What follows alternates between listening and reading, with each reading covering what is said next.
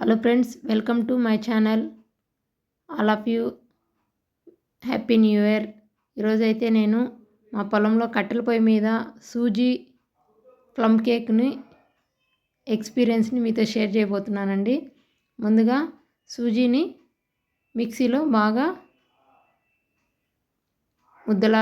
పొడిలాగా వచ్చేటట్లు మిక్స్ చేసుకున్నానండి ఫస్ట్.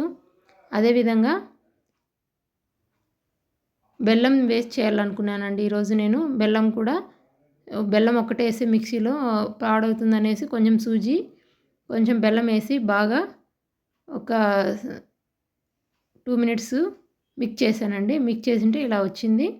తర్వాత దాంట్లో కోకో పౌడర్, మిల్క్ యాడ్ చేసుకొని బాగా కలుపుకున్నానండి. ఇది నేను పొలంలో చేయడం వల్ల అవైలబుల్లో ఉండే అలాంటి వాటితోనే యూజ్ చేసుకున్నానండి. స్పూను ఆయిల్ వేసి బాగా కలిపేసానండి.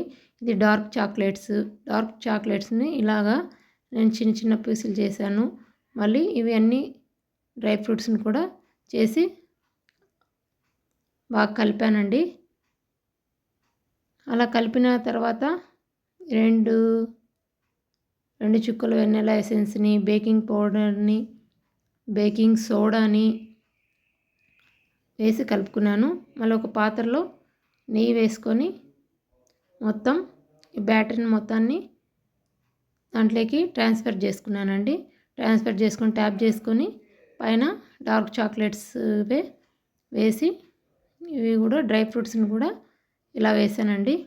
ఇలా వేసి ఒక 10-15 నిమిషాలు లేట్ అయిందండి. అందుకనేసి అంతలోపల కట్టెల పొయ్యి రెడీ చేసుకున్న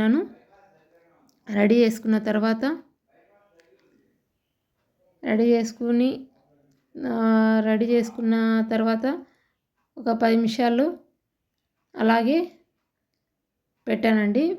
పెట్టిన తర్వాత అంతలోపల నేను పొయ్యి దగ్గర అన్నీ రెడీ చేసుకున్నానండి. రెడీ చేసుకున్న తర్వాత ఇలా ముందుగా పెట్టేసేసి ప్రీహీట్ చేసుకుని దాని లోపల ఇలా పెట్టేసానండి. ఇలా పెట్టేసేసిన తర్వాత ఒక 30 మినిట్స్ ఓపెన్ చేయలేదండి నేను. ఫ్లేమ్ అయితే ఇలాగే ఉండింది. ఇలా ఉండడం వల్ల కేక్ అనేది బాగానే వచ్చిందండి. ట్రై చేశాను. ఫస్ట్ టైం ఎక్స్పీరియన్స్ను మీతో షేర్ చేయాలనుకుంటున్నాను. అందుకే ట్రై చేశాను. ఎలా వస్తుందో తెలియక కొంచెం భయపడుతూనే చేశానండి ఇవన్నీ. మా పొలంలో కొంచెం ముందుగా మామిడికాయలు అనేసి ఒక చెట్టు కాసేసిందండి అప్పుడే. ఇప్పుడు సీజన్ కాదు కదా, అయినప్పటికీ ఈ మామిడి చెట్టు అనేది బెనీషా మామిడి పళ్ళు అండి. ఇవి కాసింది. ఇలా ఒకటి పచ్చడికి ఉంటుందనే ఉద్దేశంతో నేను ఒక కాయ అయితే కోసుకున్నానండి.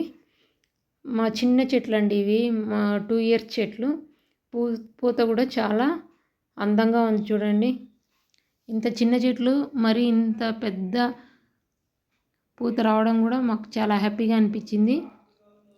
అంతలోపలే ఒక 20 మినిట్స్, హాఫ్ అన్ అవర్ లోపల ఇలా తయారైందండి. కానీ షేప్ అవుట్ వచ్చిందండి. Thank you.